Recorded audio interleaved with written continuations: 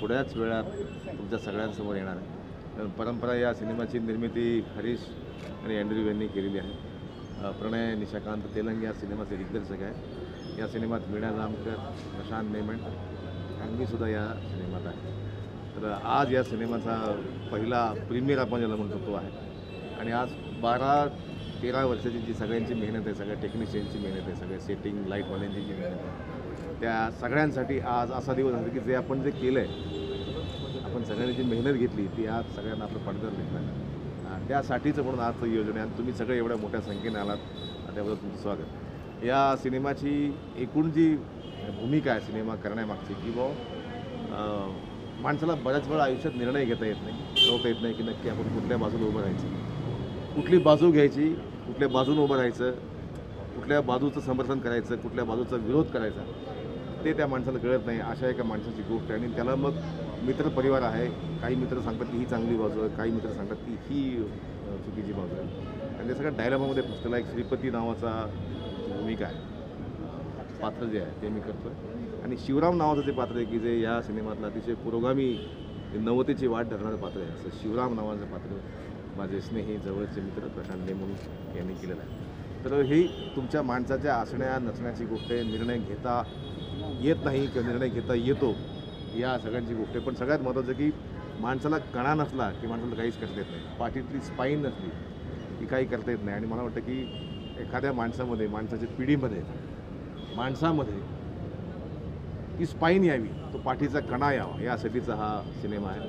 आणि प्रत्येकाने हा सिनेमा पाहून घरी जाताना सगळ्यांना असं वाटलं पाहिजे की मी कुठल्या बाजूचं आहे, मी काय बाजू घेतली पाहिजे, मी कुठल्या बाजूचं समर्थन केलं पाहिजे. तर त्या सगळ्या गोष्टींचा हा सिनेमा आहे.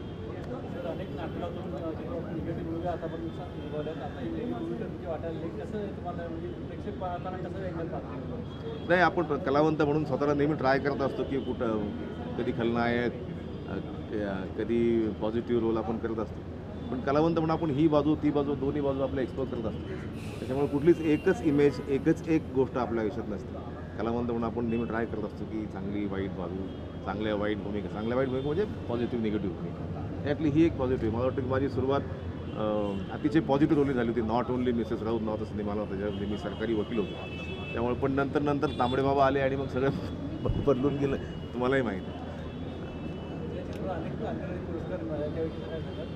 पुरस्कार मिळणं म्हणजे सगळ्या टीमच्या पाठीवर एक कौतुकाची थाप असते. आणि कौतुकाची थाप ही फार महत्त्वाची. मला वाटतं की मी पण माझ्या गावी जेव्हा लोक कौतुकाची थाप पाठीवर मारायचे की छान काम करतोय, ती कौतुकाची थाप मला इथपर्यंत घेऊन आली. म्हणजे एखाद्या कलावंताचा सिनेमा प्लाझाला लागणं त्यासाठी फार मोठी गोष्ट असते. म्हणजे आपण ज्याला पंढरी म्हणतो, जशी आपली पंढरपूर आहे, तुळजाभवानी आहे, जशी दीक्षाभूमी आहे, या सगळ्यांसाठी आपण म्हणतो की ही ती पंढरी असते.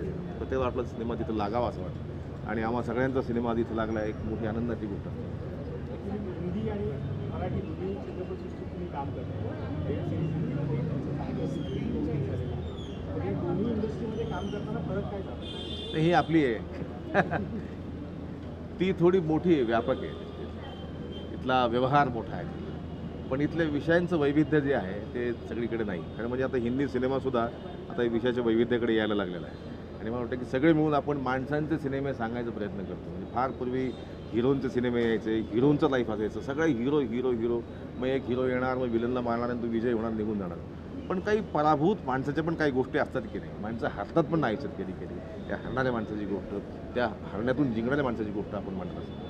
सर, हल्ली दिसण्यात आले की भाषांची काही कोणतं बाउंड्रीज राहिली नाही, कोणतं हे राहिले नाही. तर ज्या प्रकारे आता भाषांमध्ये म्हणजे आता ज्या प्रकारे तुम्ही हिंदीचा उल्लेख केला, तर हिंदी किंवा कोणतीही भाषा जे स्पेशली इंडियामध्ये होतात, तर आता कोणतेही कोलॅबरेशन कोणत्याही भाषेसोबत आपण काम करू शकतो, कुठेही आपण हे करू शकतो. तर त्याची काय आता बाउंड्री राहिलेली नाही. तर याच्याबद्दल हे जे आता नॅशनल लेवलचं कोलॅबरेशन तुम्हाला कसं आढळून येतं? आणि एक अभिनेते म्हणजे एक्सपिरियन्स अभिनेता असून कसं तुम्ही याच्याकडे बघता? पूर्वी सिनेमा फक्त भाषेतनं बोललं जायचं की ही हिंदी आहे, ही उर्दू आहे, ही पंजाबी. पण आता सिनेमाचे विषय असे आलेत की ते सर्वव्यापी विषय सगळ्या समजतात ते. आणि फिल्म मेकरसुद्धा, दिग्दर्शकसुद्धा तो सिनेमा असा मांडतात की तो भाषा जरी नाही कळली तरी व्हिज्युअलमधनं, टेकिंगमधनं सगळ्यांना कळला पाहिजे. असं ते नवीन या सिनेमात जे तुमचे सहकलाकार आहेत, बाबू बँडबाजा या सिनेमात नाही, त्या दुसऱ्या या घडीला जाऊन मॅडमसोबत काम करण्याचा अनुभव अतिशय उत्तम. म्हणजे मला वाटतं आजच्या घडीला तर उत्तम अभिनेत्रींची संख्या काढली 10-12 तर त्याच्यामध्ये त्यांचं नाव आहे.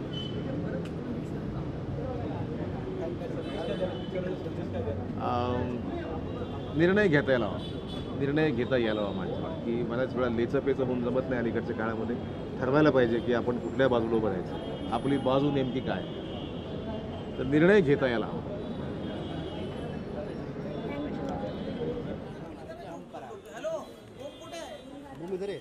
पोडियम रखवा दो वसीम में। सर यहाँ पे देखिए, यहाँ पे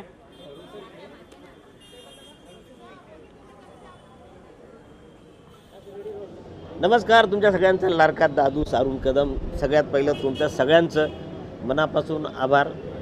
जाम भारी तुम्ही सगळे इकडे आल्याबद्दल. माझा सिनेमा रिलीज आज होईल, परंपरा नावाचा. परंपरा म्हणजे नवीन सांगायची गोष्ट नाही, प्रत्येक गावातल्या रूढी, तिकडचे पद्धत, अशाच प्रकारचा हा सिनेमा आहे. आणि आम्ही जे काम केलेलं आहे, म्हणजे मी जे काम केलं आहे ते कॅरेक्टर असं आहे की सतत गावामध्ये एखादा माणूस गेला तर मला काहीतरी खायला मिळेल, म्हणजे जर तो गेला तर जिलेबी खायला मिळेल, म्हणून आम्ही त्याला डॉक्टरकडे पण घेऊन जात नाही. म्हणजे असं पद्धतीचं ते गाव आहे. आणि काही लोक परिस्थितीनुसार, परंपरानुसार, बाबा पद्धत आहे म्हणून ती लादत असतात. आणि लादण्याचं काम जे आहे ते आमचे मिलिंद जे आहेत यांच्या फॅमिलीवर येतं. तर आम्ही म्हणतो की नाही बाबा, ही परंपरा तुम्हाला करायला पाहिजे, ही पद्धत तुम्हाला वागेल पाहिजे, गावात राहायचं असेल तर हे करायला पाहिजे. अशा पद्धतीचा सिनेमा आहे. तुम्ही सगळ्यांनी बघा. जवळजवळ एक 10 वर्षानंतर जो सिनेमा रिलीज होतो आहे. आणि महत्त्वाची गोष्ट म्हणजे या सिनेमा इंटरनॅशनल त्याला ॲवॉर्ड मिळालेला आहे. बेस्ट फिल्म म्हणून त्याला ॲवॉर्ड मिळालेला आहे. त्यामुळे मला असं वाटतं जर तिकडच्या लोकांना आवडत आहे किंवा आवडत असेल तर आपल्याही लोकांना आवडेल. जरूर बघा. आता तुम्ही मला काही सांगायची गरज नाही.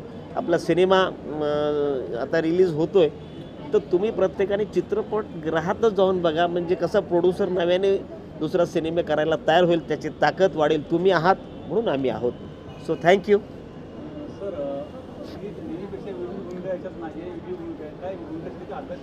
हां, म्हणजे थोडंसं ब्लॅक ह्युमर आहे त्याच्यामध्ये, की म्हणजे असं कॉमेडी प्रॉपर नाही आहे, पण त्याच्यातून थोडंसं म्हणजे बाबा एखादा माणूस गेला किंवा आता कार्याचा दिवस ठरला तर आम्ही एक रिॲक्शन देतो जेवायची. तर अशा प्रकारचं ते कॅरेक्टर आहे, हलकं फुलकं कॅरेक्टर आहे. तुम्हाला आवडेल, कारण तुम्ही आत्तापर्यंत माझे खूप अनेक सिनेमे पाहिलेत, माझ्या जाहिराती पाहिल्यात. माझं कॅरेक्टर हास्य जत्रातलं तर तुम्ही तर वेड्यासारखे तुम्ही बघतात. आणि आत्ता एक नवीनसुद्धा एक सिरियल सुरू झालेली आहे, त्याच्यात आमची एक फॅमिली आलेली आहे, लिंबू लेमन लेले. आणि खूप तुम्ही आमच्यावर प्रेम करताय, असंच प्रेम करत राहा. सगळ्यात महत्त्वाची गोष्ट म्हणजे हा सिनेमा आजपासून रिलीज होतो. तुम्ही सगळ्यांनी तुमच्या मित्राबरोबर, मैत्रिणीबरोबर, गर्लफ्रेंडबरोबर, बायकोला तर घेऊन जायचं, कारण तिला परंपरा कळलीच पाहिजे. आणि जर का ह्यांचं लग्न झालं नसेल तर त्या गर्लफ्रेंडला घेऊन जा, म्हणजे भविष्यात ही परंपरा असते अशा पद्धतीचं तिला कळेल. So thank you. चलो सर. ओके.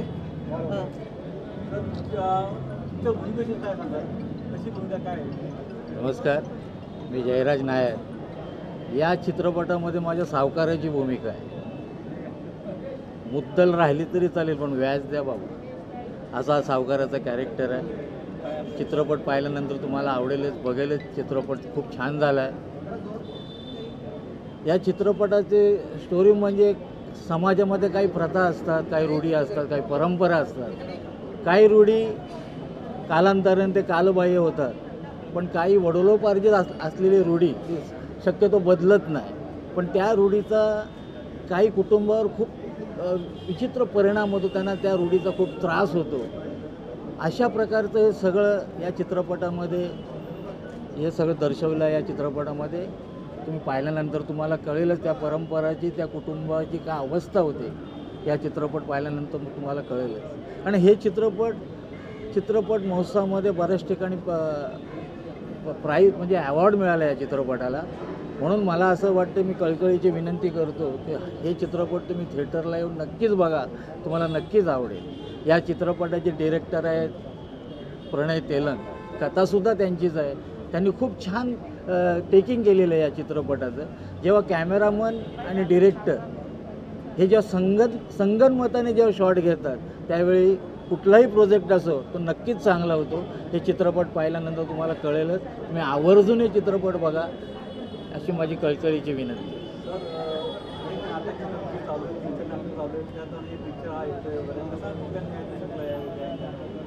माझे आता 3 नाटकं चालू आहेत. एक सैरी सही गेली 22 वर्ष चालू आहे. अस्तित्व नावाचं एक नाटक चालू आहे. मोरूची मावशी चालू आहे. या सगळ्या चित्रपटामधून सुद्धा ही फिल्म करताना मला एक म्हणजे खूप वेगळा अनुभव आला. कारण आम्ही एका खेड्यापाड्यात शूटिंग करत होतो.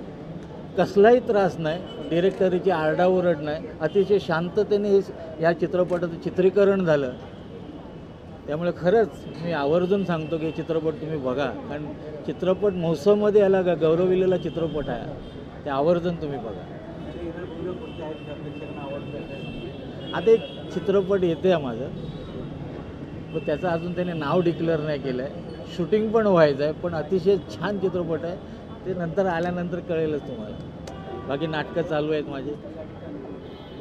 माझं नाव नम्रता पावसकर आणि मी या चित्रपटामध्ये यशोदेची भूमिका केलेली आहे.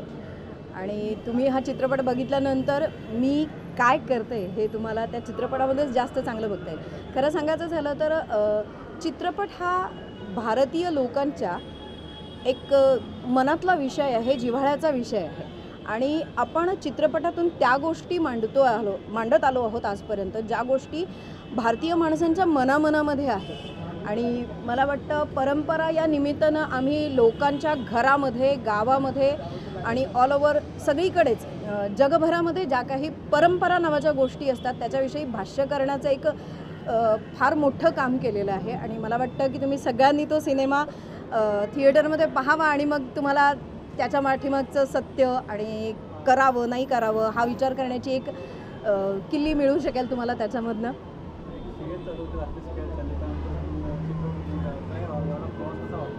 नाही, ॲक्च्युली माझा प्रवास असा झाला आहे की मी सिरियलकडून चित्रपटांकडे नाही गेलेली, मी चित्रपटांकडून सिरियलकडे आलेली आहे. म्हणजे मी ज्यावेळी मुंबईत आले तोपर्यंत माझे बरेच सिनेमे झाले होते. मग त्याच्यामध्ये 72 मैल आहे, त्याच्यानंतर टुरिंग टॉकीज आहे आणि मुंबईमध्ये आल्यानंतर मग गुरु सिनेमा वगैरे झाला. आणि आत्ता पण मी एक सिनेमा केला जो गेल्या फेब्रुवारीमध्ये माझा रिलीज झाला होता, डिलिव्हरी बॉय नावाचा. तो आता हिंदीमध्ये सुद्धा रिलीज होतो आहे. तर सिनेमामधून मी सिरियलमध्ये आलेली आहे, सिरियलमधून सिनेमामध्ये गेलेली नाही आहे. गावामध्ये शहरांमध्ये काही परंपरा असतात आणि रादर गावामध्ये शहरांमध्ये असं नाही तर आपल्या घराघरांमध्ये सुद्धा पिढीजात काही परंपरा असतात, ज्या परंपरांना वेळ प्रसंग आल्यानंतर खरं तर बदलाव्या असा नियम आहे. म्हणजे श्रीकृष्णांनी गीतेत सुद्धा सांगितलेलं आहे की जे तुम्ही पाळताय, ज्याचं तुम्ही वहन करताय, जो तुम्ही नियम मानताय, तो तुम्ही आंधळेपणाने कुठलाच नियम पालन करू नका. त्याच्या पाठीमागचं सत्य जाणून घेतल्याशिवाय त्या गोष्टीवर कृती करणं ही चुकीची गोष्ट आहे.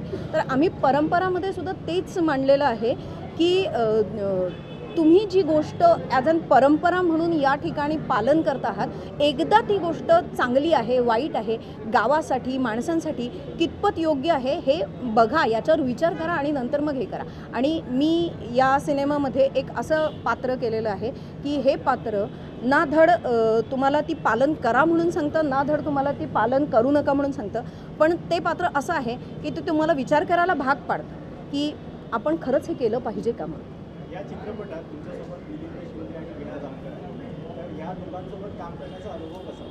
फारच सुंदर. मिलिंद शिंदे हे NSDचे विद्यार्थी आहेत आणि वीणा जामकर तर अतिशय सुंदर अभिनेत्री आहेत. खरं तर अरुण सर आहेत, जयराज सर आहेत, त्यानंतर प्रकाश धोत्रे सर आहेत. मला या सिनेमामध्ये काम करताना अशा सगळ्या मोठ्या दिग्गज लोकांबरोबर काम करण्याची संधी मिळाली होती. आणि मी त्यावेळेला खरं सांगायचं झालं तर अभिनयामध्ये अगदी छोटं बाळ होते असं म्हटलं तरी काही हरकत नाही. मी त्यांच्याकडून खूप गोष्टी शिकले त्यावेळेला. हाय, माझं नाव आनंद मेनन आणि या सिनेमामध्ये मी म्युझिक डायरेक्टरचा माझा रोल आहे. 2 गाणी आहेत, ते कंपोज केले आणि गायले पण मीच आहेत. अतिशय सुंदर मूवी आहे आणि इट इज बेसिकली आपल्या प्रथा आपल्या परंपराच्या ज्या गोष्टी आहेत म्हणजे परंपरामुळे माणूस जगायचं की जगण्यासाठी परंपरा असायचं हा एक मोठा क्वेश्चन मार्क आहे. आणि ज्या सिच्युएशनमध्ये मला जी गाणी मिळालीत तसं मी पूर्णपणे त्याला 100% देण्याचा प्रयत्न केला आहे. तुम्ही बघा आणि नंतर नक्कीच तुम्ही सांगा तुम्हाला कसं वाटलं ते. एनीवन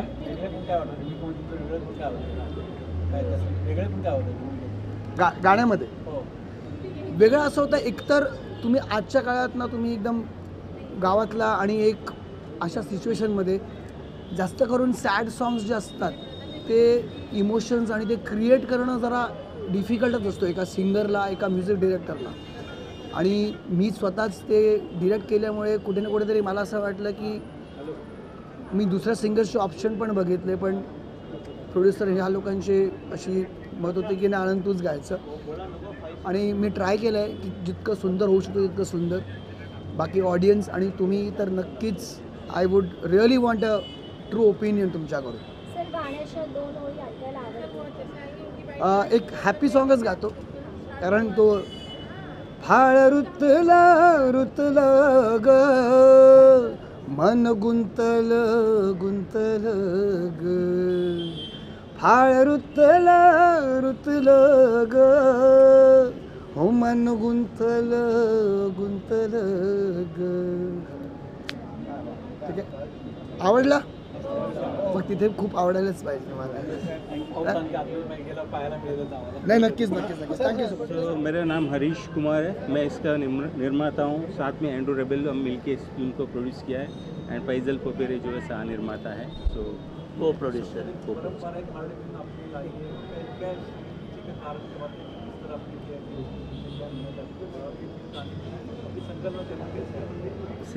ये एक्चुअली हम तो फर्स्ट टाइम मराठी फिल्म नहीं बनी, इससे पहले तीसरा फिल्म है. बट पहले का जितने भी फिल्म है वो सब complete out and out commercial film था. ये थोड़ा सा लाइक कंटेंट बेस्ड फिल्म है. इसमें थोड़ा सा लाइक कि एक रिचुअल को लाइक दैट कैसा है ये क्यों है ये इसके बारे में तो बता देता है. और इसमें सबसे मेन चीज़ जो एक्टर्स जो है जो मेन जो लीड काम किया है जो मिलिंद शिंदे सुने ने जो कैरेक्टर को लेके गए जो एक प्रोटोगनिस्ट है. सो वो उसका एक सर्वाइवल है पूरा एक रिचुअल को लेके. एक महाराष्ट्र में ये 13वीं का जो है ना हर जगह है वो ऑल ओवर इंडिया में.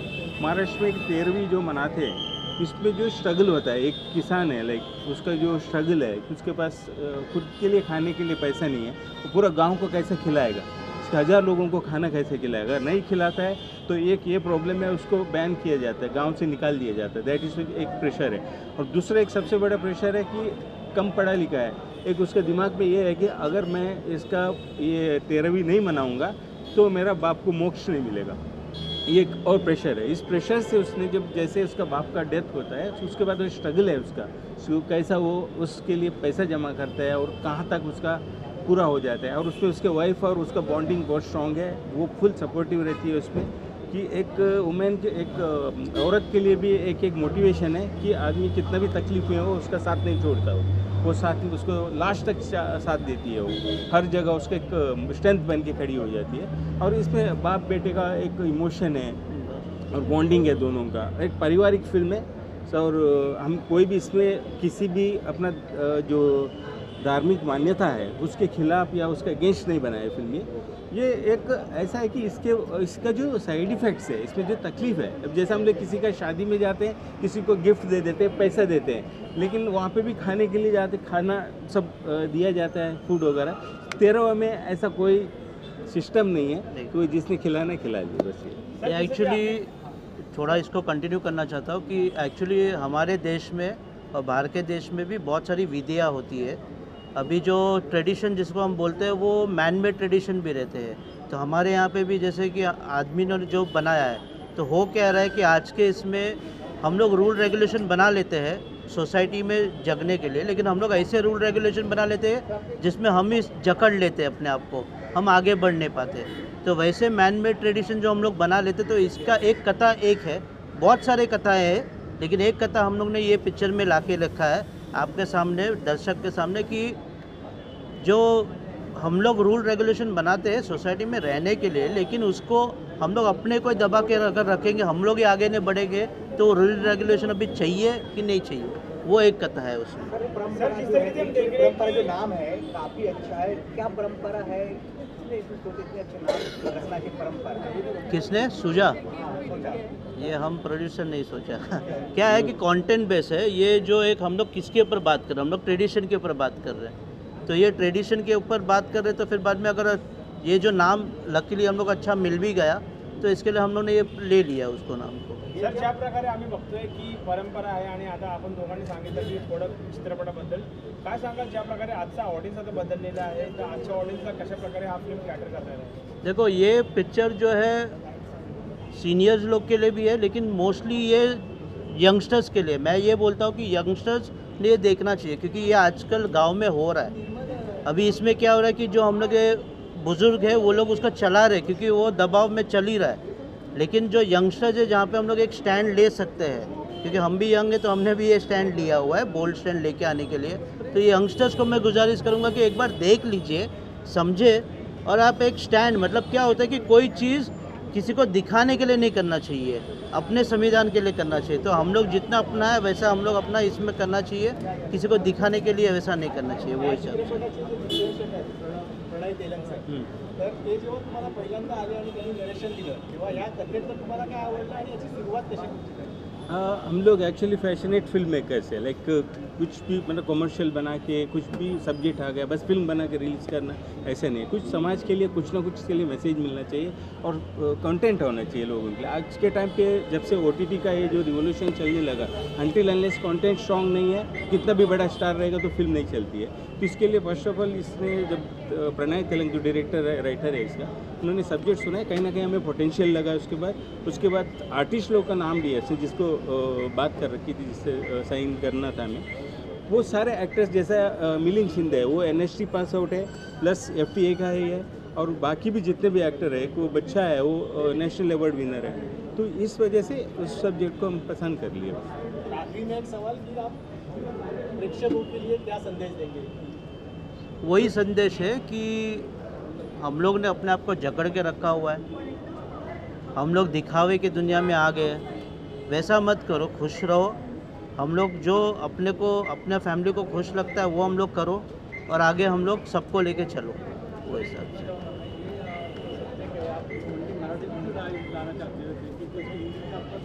लेकिन डायरेक्टर जो ये इसमें एक्चुअली मराठी एक फिल्म मराठी का जो सब्जेक्ट के हिसाब से या मराठी में हमेशा कंटेंट बेस्ड फिल्म ज़्यादा चलती है।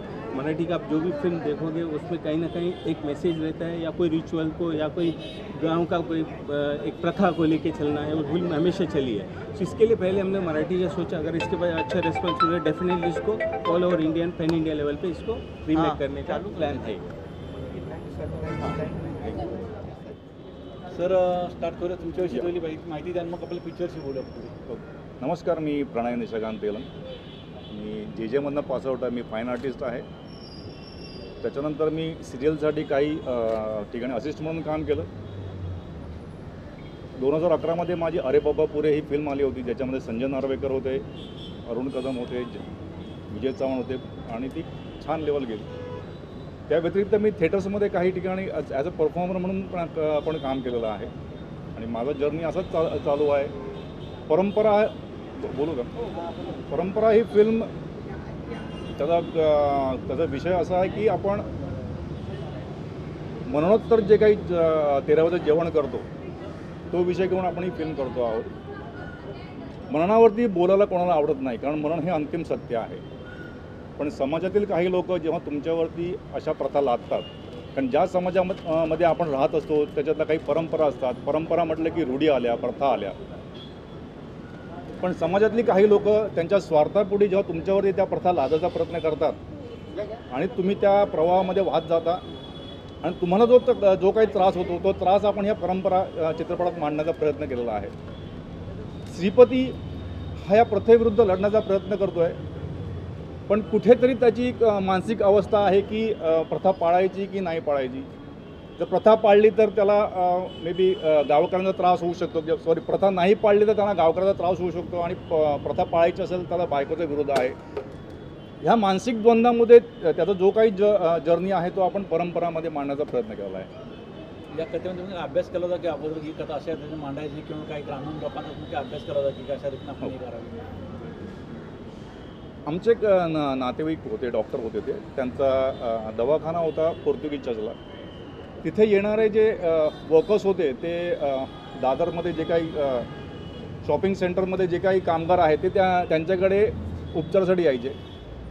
डॉक्टर त्यांना म्हणायचे की तुम्ही स्वतःवरती उपचार करा जेणेकरून तुम्ही लवकर बरे व्हाल. पण ते कामगारांचं म्हणणं असं होतं की मी आमच्या स्वतःवरती पैसा खर्च करू शकत नाही, कारण आम्ही हा जो काही पैसा कमवतो तो आमच्या आईवडिलांसाठी असतो, कारण ते आईवडील मेल्यानंतर त्यांना आमच्या गावाला सोनं दान करावं लागतं. याच्यातनं मला ती कथा सुचत गेली आणि जेव्हा त्याचा अभ्यास केला तेव्हा असं कळलं की प्रत्येक गावागणित ह्या प्रथा आहेत, प्रत्येक समाजागणित काही प्रथा आहेत, काही रूढी आहेत. आणि त्याप्रमाणे आपण ही प्रथा 13व्याचं जेवण करताना सपोज आपण ते गाव जेवण द्यायचा प्रयत्न केला तर तो किती त्रासदायक ठरू शकतो. आणि तसं करताना जेव्हा समाजातील लोक तुमच्यावर ते बंधन करतात, तुमच्यावरती जबरदस्ती करतात की तुम्हाला गाव जेवण द्यायलाच पाहिजे.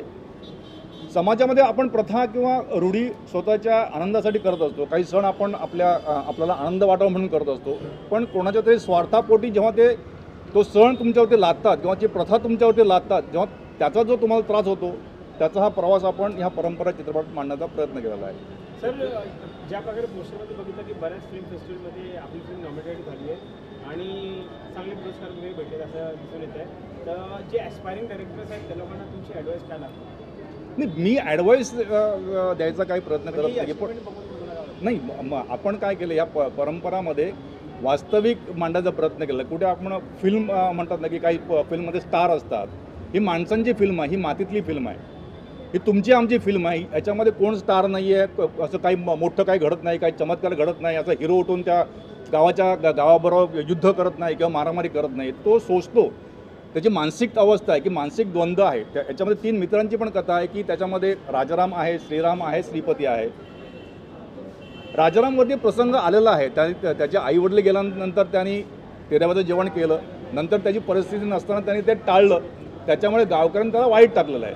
पण आता श्रीपतीचे वडील गेल्यानंतर श्रीपतीवरती तो प्रसंग आलेला आहे की आता काय करायला पाहिजे. 13व्याचं जेवण करायचं असेल तर त्याला बायकोचा विरोध आहे. तर तिचं असं म्हणणं आहे की शेतीवाडी विकून आपल्याला कर्ज काढून काही सण साजरे करायचे नाही आहेत, जे काही आपली ऐपत आहे त्याप्रमाणे आपण सण साजरे करूयात. पण तसं करण्यासाठी त्याकडे पैसा नाही आहे. पैसा उभा करायचा असेल तर त्याला शेतीवाडी किंवा गुरंढोरं त्याला विकावं लागणार आहेत. ती विकायची की नाही विकायची हा त्याचा मानसिक द्वंद्व चाललेला आहे. शिवरामचा ह्या प्रथेला पूर्णपणे विरोध आहे. तो काय म्हणतात, शिवरामचं असं म्हणणं आहे की तुमची जेवढी ऐपत आहे, तुम्हाला जेवढं शक्य आहे तेवढं तुम्ही करा, कर्ज काढून सण साजरे करू नका. आज काय होते, आज लोक तुमच्याकडे जेवायला येतील, 13व्याचं काही असं ना, पण आज तुमच्याकडे खातील, तुम्ही कर्ज काढून त्यांच्यासाठी जेवण कराल, पण त्याच्यानंतर ते विसरून जातील. आज खातील आणि उद्या तुम्हाला नावं ठेवतील किंवा कंपॅरिझन करतील की अरे आज ह्याच्याकडे जेवण चांगलं होतं, उद्या थर्ड माणसाकडे जेवण चांगलं होतं, किंवा त्याच्याने तुमचं जेवण कंपेअर करेल. त्यांना त्याचा काय तुमच्या दुःखाशी त्यांना काही संबंध नाही आहे. मग तुम्ही काय करायचं, तुम्ही जेवढं तुम्हाला झेपेल तेवढं तुम्ही तुमचे सण साजरे करायचे, कर्ज काढून सण साजरे करायचे नाही आहेत. शिवरामच्या ह्या प्रथेला विरोध आहे. शिवराम श्रीपतीला सांगतो की तू जेवढी तुझी ऐपत आहे तेवढंच तू कर. आता श्रीपतीची मानसिक अवस्था अशी आहे की 13व्याचं जेवण करायचं की ते टाळायचं. आणि हा जो प्रवास आहे 13 दिवसाचा तो आपण या परंपरा चित्रपटात मांडण्याचा प्रयत्न केलेला आहे.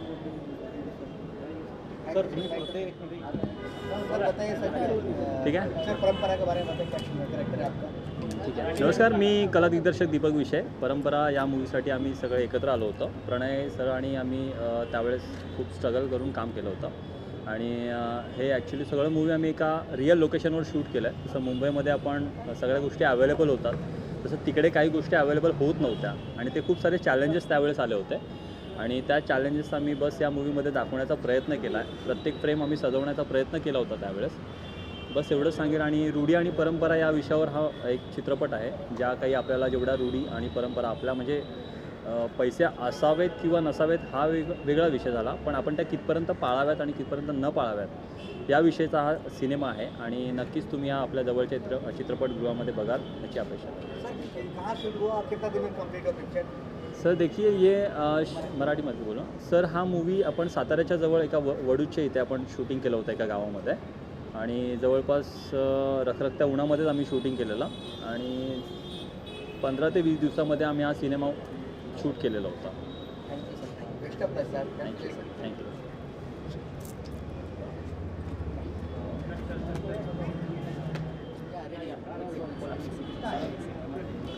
अच्छा, परंपरा ही मराठी चित्रपट आता सध्या सगळीकडे महाराष्ट्रात रिलीज झाली आहे.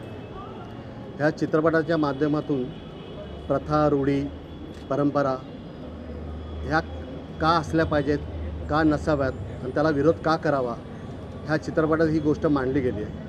ह्यात शिवराव नावाचं एक कॅरेक्टर आहे, तो ह्या प्रथेविरुद्ध लढत असतो. त्याचे मित्र ते ह्या प्रथेमध्ये कसे भरडले जातात, त्यांची सिच्युएशन नसताना, काही परिस्थिती नसतानासुद्धा त्यांना ते जबरदस्ती करायला लावतात. ह्या प्रथेविरुद्ध तो त्यांच्या विरुद्ध उभा राहून आवाज उठवण्याचा प्रयत्न करतो आहे. ह्यात जी भूमिका आहे, हे 2 मित्र आहेत, शिवराम आहे, श्रीपती आहे आणि राजाराम आहे. मित्र कसे असावेत हे ह्या चित्रपटात तुम्हाला दिसेल. म्हणजे आपण एखादा मित्र दुसऱ्या मित्राला उपदेश करत असतो, पण सिच्युएशनच्या वेळी मदत करायची असते ती होत नाही. तर ह्या चित्रपटात ते दाखवलं गेलं आहे. म्हणजे तो बोलतो, उपदेश करतो, पण तेव्हा कळतं ठीक आहे तुला करायचं आहे, त्यावेळी तो त्याला मदत पण करतो. म्हणजे एक मैत्री कशी असली पाहिजे ते ह्या चित्रपटात दाखवलं गेलं पाहिजे. तसं ही स्टोरी ही महाराष्ट्राची नाही आहे ना इंडियाची आहे, ही अख्ख्या जगाची आहे. हे आम्हाला कधी कळलं का जेव्हा आमचा चित्रपट इंटरनॅशनल लेवलला बेस्ट फिल्मचा अवॉर्ड्स घेतो आहे, त्यावर आम्हाला कळलं की ही आपली स्टोरी नाही आहे, एका माणसाची नाही आहे, अख्ख्या जगाची आहे. हे सगळ्या अख्ख्या जगात हे गोष्ट चालू आहे. पण ह्या चित्रपटातून कुठेतरी एक वेगळी चळवळ निर्माण होते, परंपरा, रूढी, प्रथेविरुद्ध आवाज उठवण्याची, ती सुरू झाली आणि ही चळवळ कंटिन्यू राहावी अशी या चित्रपटातून आम्ही मांडण्याचा प्रयत्न केला आहे. तसंच प्रथा, परंपरा, रूढी ह्या असल्या पाहिजे, पण ते जगण्यासाठी असल्या पाहिजे, मरण येण्यासाठी नाही. तर ह्यात ती एक भाष्य केलेलं आहे चित्रपटामध्ये. आत्ताच्या पिढीने परंपरा, रूढी, प्रथा का असल्या पाहिजेत, का नसाव्यात ह्याचा अभ्यास करणारा हा चित्रपट आहे. तुम्ही हा चित्रपट बघा आणि तुमच्यातला एक शिवराम आहे तो कुठेतरी जागा करण्याचा प्रयत्न करा. जर तुम्हाला समजलं तर उगाच कुठल्याही प्रथेविरुद्ध आवाज उठवण्याचा प्रयत्न करू नका. प्रथा का निर्माण झाल्या, कशासाठी निर्माण झाल्यात ह्या पहिला तुम्ही समजून घ्या आणि हे समजणं खूप गरजेचं आहे. कारण आताची पिढी काही गोष्टी समजत नाही आणि डायरेक्ट मूव करते, ते कुठेतरी चुकीचं आहे. तर तुमची विवेकबुद्धी ह्या चित्रपटाने जागृत करा आणि एक चांगली प्रथा, चांगली रूढी हे जगवण्याचा प्रयत्न करा. ज्या वाईट रूढी आहेत, ज्या वाईट प्रथा आहेत, परंपरा आहेत, त्या बंद करण्याचा प्रयत्न करा. बस ह्या चित्रपटातून मी एवढंच सांगायचा प्रयत्न करेन. थँक्स.